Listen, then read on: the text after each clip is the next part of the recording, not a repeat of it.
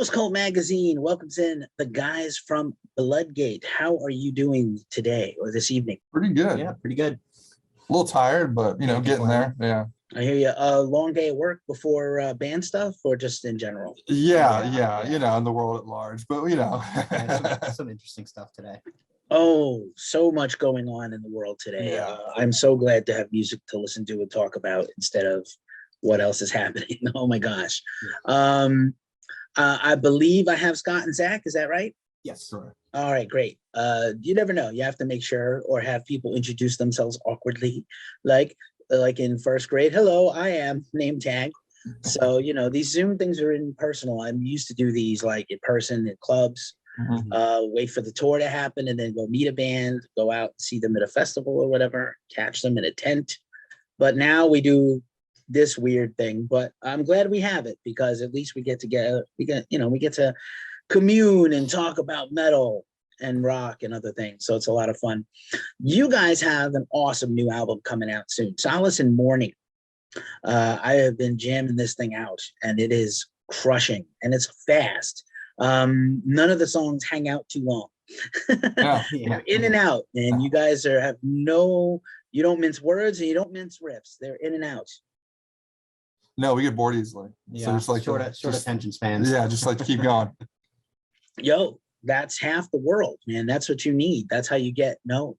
By not, I'm all for weird, proggy, atmospheric, pretentious stuff. That's part of my bread and butter also, and doom and very slow, deliberate things. But sometimes you just need punch to the face and it works, man. Before we unpack this record a little more, tell me about how the band was formed. Tell me how you guys got together. How did this band come, assemble these Avengers, Scott, I think that's you. You are an original member. That's true. Well, me and Eric are the only two original members. Eric is the drummer.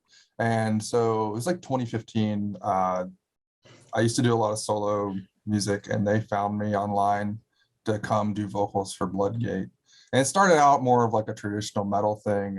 But when I joined, I do like black metal and grind vocals. So it pretty much had to change from there. And then we had a long period where it was pretty much just members in and out, like bassists and stuff like that. And then COVID hit and two members left. And just you, me, and Eric at that point. It was just him, me, and Eric. And then we needed a bassist. So then we got Jessi. And really kind of solidified everything. And then so we just started practicing when everything was like kind of no one was playing shows and stuff. And we really just wanted to take a new direction. And so this record is pretty much the new direction we wanted to take with this, with the band. Because, the band started out kind of just like who knows, like we didn't know what it was going to do. And it just kind of lingered for a few years. And then we really wanted to just take it somewhere with this new record. So that you have. No, I know I saw from your press notes that you guys had opened for Avenged Sevenfold and Volbeat, but I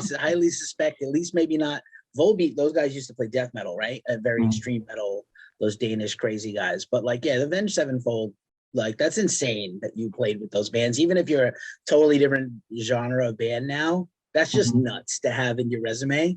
Yeah, it was sort of a fluke thing, huh? Yeah, it was kind of a fluke. We just kind of got asked to do it one day, and I just like to bring it up because it's funny. Like, it was just Eric knew someone who worked at Riverbend, and they needed a third band the day before, and he's like, "You have a band, you can play, right?" And yeah, that was. And so we played in front of it was like almost 20,000 people, and they had no idea what we were or like. Yeah, so you just saw like blank faces, and because it's like just black metal, like, and it's just like 15-year-old girls in the front row just like confused, and yeah, it was absurd. But I will say the Avenged Sevenfold guys were like really, really nice. They are some of the nicest people. They have great fans just for them, for their whatever they do, their music. I have a funny Avenged Sevenfold story. I photographed them about 10 years ago, and we got walked out to the wrong song. We were supposed to come out for song number 3, and we got walked out for song number 2. And they blew up a giant pyro right in front of the photographers at the foot of the stage, and literally felt like the hair. I didn't get burned, but you felt like I thought I was gonna melt. I was like, oh my God. Then they like got us and like, are you all okay? And examined us and like flashlighted us and like, are you guys okay? Because if you're not, we'll take you to the hospital and take care of everything. I was like, they did not want to get sued, right? Yeah. And I was just like in shock. I was just like, can we go back out? I want to photograph the band though. Like, I'm not okay, but I want to finish the shoot. Yeah, anyway, so fun times. I've heard that they're very classy. And Volbeat also are fantastic. Especially with such a weird situation where it's like some weird extreme metal band opening for you. And they like a lot of metal though. Those guys come from, you know, but not now the band we know now, but the band they were was, you know, I know they were like very metal, like sort of mid-aughts metalcore, but they were into some extreme stuff. Rev, rest in peace, and Zacky and Sinister. Those guys are into extreme metal. They like black metal and death metal. It's weird to do what they do now. But anyway, fun stuff. That is a good story. And it's good to have it's good to have a conversation starter. But obviously you guys are on a whole different trip now. And this record it's really extreme. And what I like about it is not just that the songs are very short and to the point. I think sometimes you get the tendency with modern bands to be very monotonous when you have a style and just pound that into the dirt. And I like that you guys have like a lot of movements and changes and nothing feels like repeated, which is rare for me as a person who listens to a ton of music all the time. It's great to hear something that's like, oh, this is refreshing. Like every song's got its own little jam, it's its own thing. And it's not like we have a style, but it's not repeats. Yeah. Like you could tell it's us, but like we don't want to be like, hey, we're this, and just every song sounds the same. Like every one of us has input or wants to write a song. We try to make them like mesh, but we understand there are gonna be some like different stylistic influences coming in on different songs. Yeah, we all come from different places. So yeah, instead of trying to like deny it, we just kind of lean into it and embrace it. I dig it. Let's talk about this. Get some fun. You have like incredible song titles. I don't say that often. That's really not often at all. But to have like the same album has Tombs Vacant of Mortal Decay and Curse of the Wizard Staff and The Groaning Moor are unbelievable. Like my brain like did one of those while I was reading, like following along to the music. I was like, Curse of the Wizard Staff is incredible. And the song is killer. And I think it's actually probably the longest song on the record too. Yeah. So it's got a little interesting. We're invoking some immortal on that one. That I think like when I write most of the lyrics, and I think it's whatever I'm listening to at the time is definitely going to influence, my take and where I take things on each song. But yeah, I try to be at least interesting with the title sometimes, and like it kind of gives you an idea about what the song's about because you can't understand what I'm saying. So a little. There's that one track that opens, I think it's either Tome of Blood or Withering, that opens with a really long scream. And I think it even goes up to another, like you scream and then it goes up to another level, like a liftoff. It's sick. Like your vocal performance on here is great. And I like that you're not really copying anybody. You're trying to do your own thing, which I really like. The very like shifting the pitches and things like that, which you don't get a lot of. All you get is a lot of people just do gutturals or they just do harsh and they can't do anything else. So I like that you're trying to blend in other things, which I dig a lot. Do you have like, obviously you said you've been screaming and singing and being vocalist for bands for a long time. Have you like worked at this to get to here, or is this just kind of a natural progression? I started doing it in high school. Everybody was into like metalcore, and I got really into black metal.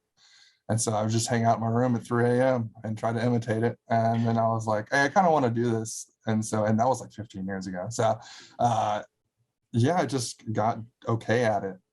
And then I just wanted to do it on stage. So here I am. Hooray. Right on. And Zack, for you also as a singular guitarist in a band in a genre that often has two guitar bands, you have a lot of reign as a writer and player, but also like, do you feel like some pressure being the only guitar player? It is weird. This is the first time I play in a band where I'm the single guitar player in it. I'm used to having other guitar players, but having Jessi there to kind of like play riffs off of it, it really kind of gives me a lot of like faith. So I don't feel super nervous about it or uncomfortable. Like it helps a lot with having someone of Jessi's caliber playing bass next to me.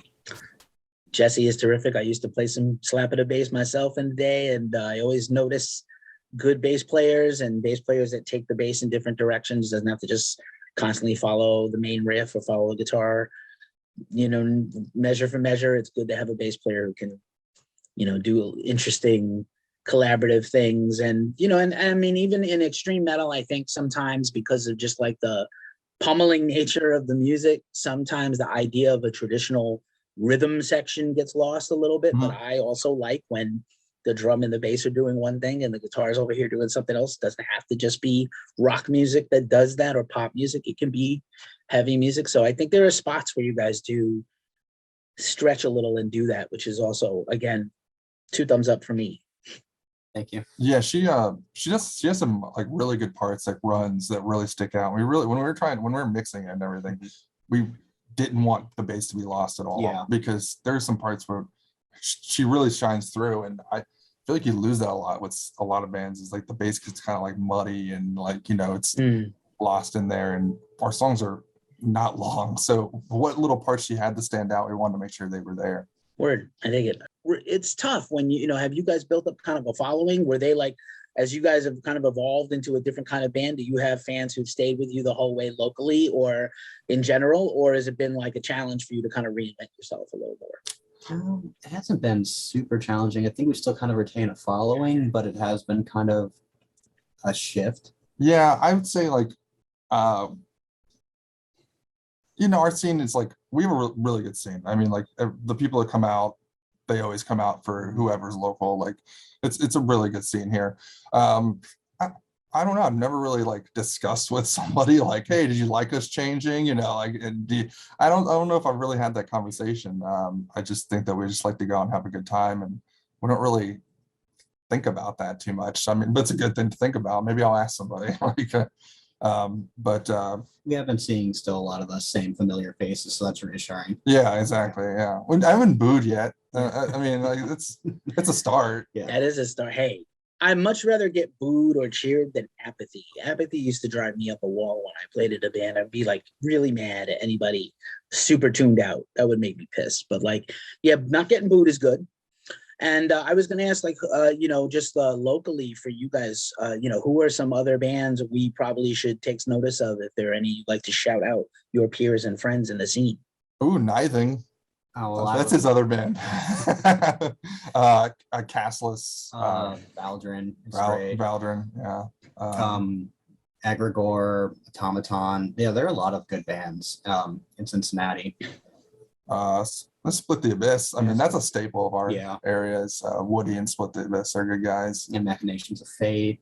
Yeah, so that's all I can think of right now. But I mean, there are a lot of if you've never listened to the Cincinnati metal scene, there's actually a lot of low-key good stuff here that you wouldn't expect, because people don't think of this area very often. But we got a lot of cool stuff going on.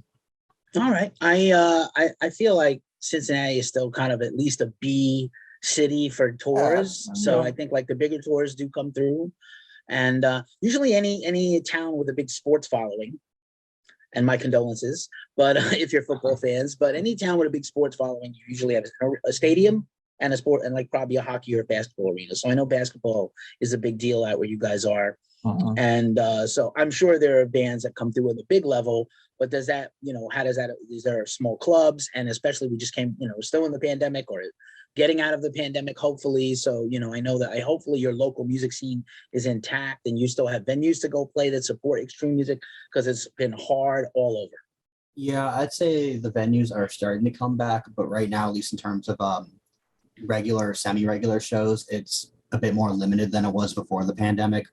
Some of the different venues are taking their time to kind of work back to having more regular shows. Yeah, we definitely have staples though, like of places that constantly play extreme music, like the Southgate House Revival and what's that? Legends. Yeah, Legends still. Like there's definitely places where they've always kind of supported that that scene around here. I think Northside Tavern's starting to get back into booking more shows. Yeah. So that's good. I mean, it's recovering, luckily. Are you guys going to be able to play like an actual record release show? I know so many people put out music the last year and a half and couldn't do anything. Well, we're gonna have a tour.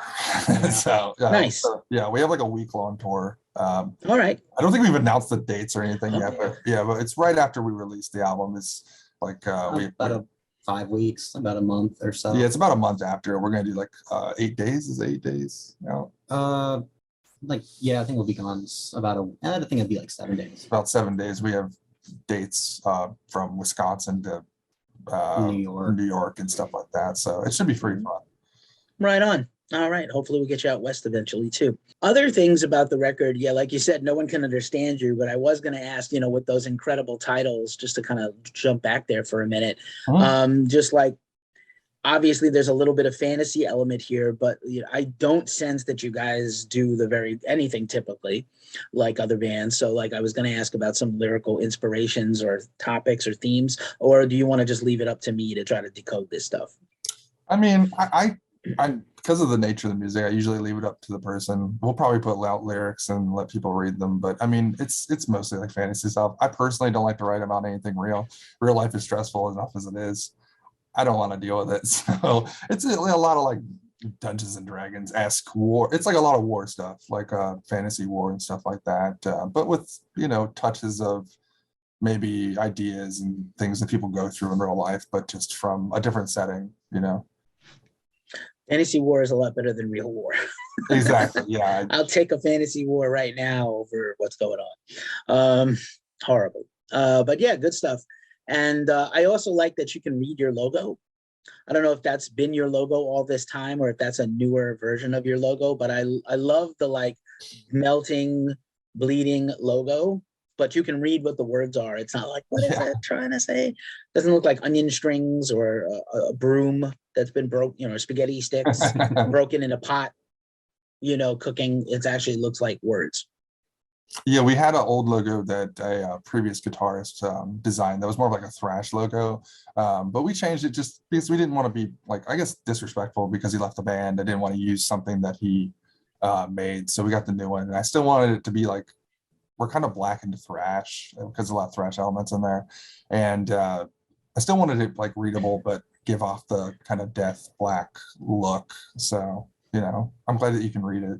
That's Word. And then the purple kind of reminded me of like Night Side Eclipse, like a bluish purple with the moon. I was like, this is very Emperor to me, which it's a compliment. Emperor is my favorite black metal band ever from the genre. So yeah, I was like, this is very moody. I like it. Yeah, I mean, it's kind of what I grew up on. So that's kind of probably what I went for, is like, I was worried that it didn't reflect the music, but you know, I liked it. So I was like, screw it, let's go with it. Like, Nice work. Just as we continue on, you know, obviously I wanted to, you know, have this opportunity to, you know, it's like I said, it's we're in a strange time where like there's a lot of up and coming new bands that are really good and a lot of veterans in the genre that are like still somehow doing great things.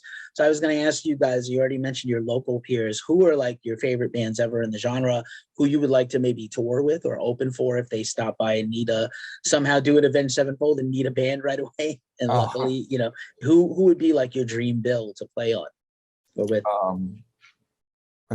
Oh, well, my other band, we were fortunate enough to open a show for Exhumed, and that was fantastic. I would love to play with them again. They were one of my favorite bands growing up, so it was an honor to even share the stage with them, and it would be an honor to do it again. Don't you want to play Trivium? That'd be fun too. Yeah, he loves Trivium, dude. So if I ever can make that happen, I'm definitely gonna put us on a Trivium show. Nice. Have you heard the new Matt Heaphy black metal project? I heard the single he did. Yeah, it was interesting because like musically it didn't quite sound like them, but when his vocals kicked in, I was like, oh yeah, kind of like a weird mix there. But no, I dug it. Yeah, he has Isan, speaking of Emperor, doing the instrumentation, like the orchestrations and composing with him. And then I think the new single has Nergal on it.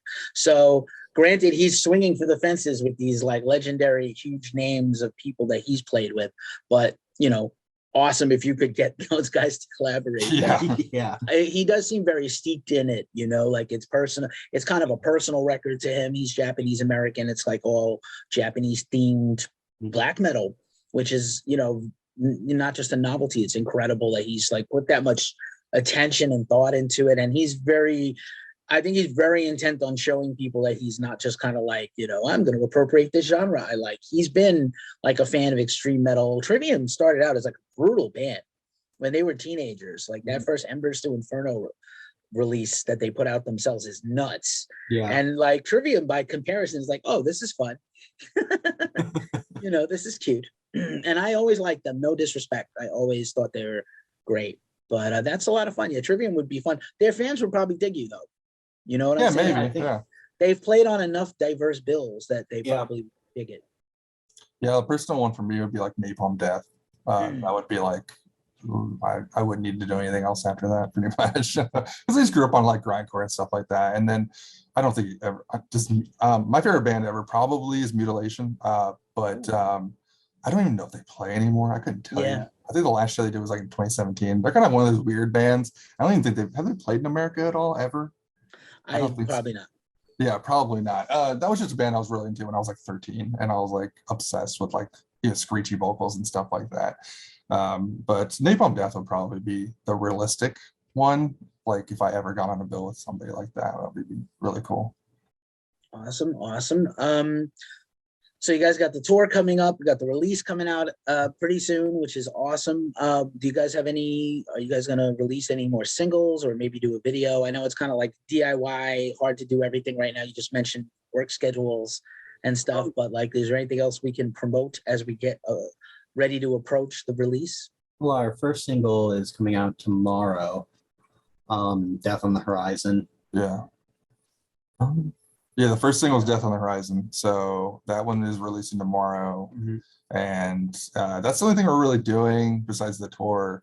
We talked about doing a video for that one too. Yeah, it's just been kind of rough finding somebody to like do it. I mean, if anybody out there wants to do a music video for us, just hit us up. But we've had like a few options, but nobody's like pulled the trigger of trying to help us even. It's like, we'll pay you.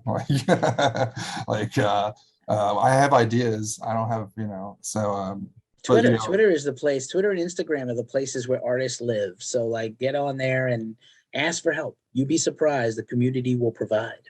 It's true. Maybe we should do that.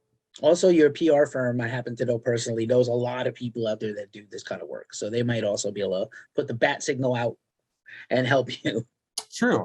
We'll send them a word. But yeah, we were thinking about doing a video, but we're starting with the single right now. We'll see how people enjoy it. And if we get enough, people looking at it, we might just do a video for it too.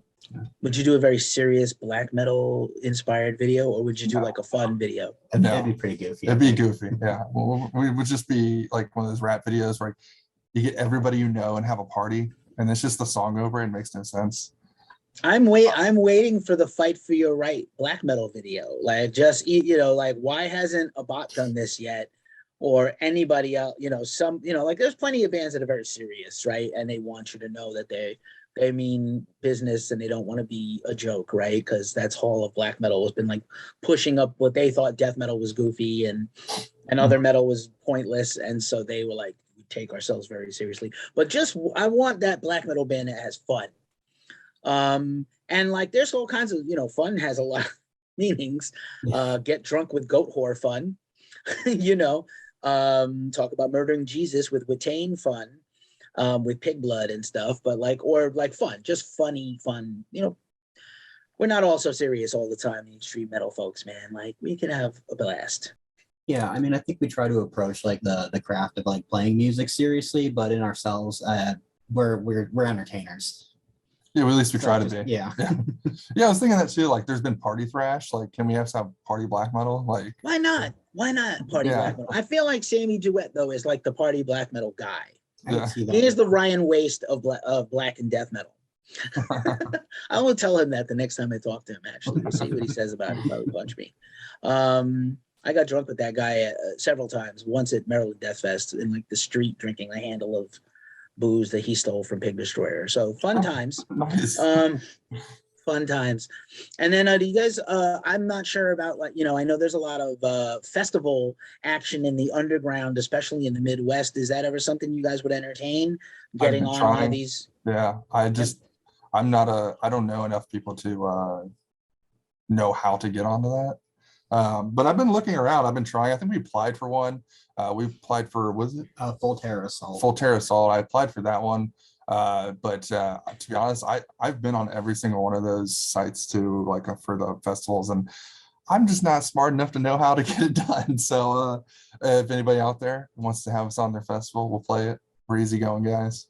There you go. Full Terror is those are fun guys. I hope they pick you up. That's always looks like a good time. And they're already building a pretty killer bill for this September. So I hope that works out. And it's within driving distance, I think, for you guys. Yeah. It's doable. It's doable. Southern Illinois, I think that is outside of Chicago. So I think it's like 5-6 hours from here. Hey, I'll drive 12 if you book us. I really don't care. I don't have anything else going on. So I hear you, metal. It's music and everything else. As we wind this down, what do you guys do in your downtime when you're not making music and thinking about goofy party black metal videos? What are your pastimes, Zach? I like watching sports and play video games. I'll read, hang out with my cat, just, like see what my girlfriend's up to. It's, normal stuff, I guess. That's nothing too interesting. Yeah. Zach's a real normal guy. And I'm like an old school weeb. I watch a lot of like 80s anime on my free time. That's about it. Pretty boring life except for the whole metal part, but Well, whatever you need, or whatever brings you relief and joy, man. Like, don't ever feel bad about what you like. I said earlier in another interview, like, I don't believe in guilty pleasures. Like, if you like something that somebody else doesn't like, that's a them problem. That's not a you problem. Like, we can't all be the coolest guy ever. Some of us, or a person, we're just regular folks, man. Yeah, I mean, I screech at people on stage. I don't really care if anybody thinks Yelling to a stick. Yeah, like no need to stand on ceremony. It has been awesome talking to you guys. I really dig this record, and I can't wait for other people to hear the rest of it. Good luck on the singles. Good luck getting your other stuff out there. And the tour, certainly wish you the best of luck to be safe and secure. Please leave somebody with your van. Don't leave your van unattended. This is almost its own pandemic. Vans getting robbed. Please be careful on the road. Yeah, be see safe a lot out there. lately. Be safe out there. Congratulations on this record. I'm stoked about it, and I hope everybody else will be too. Really appreciate it. Thank you.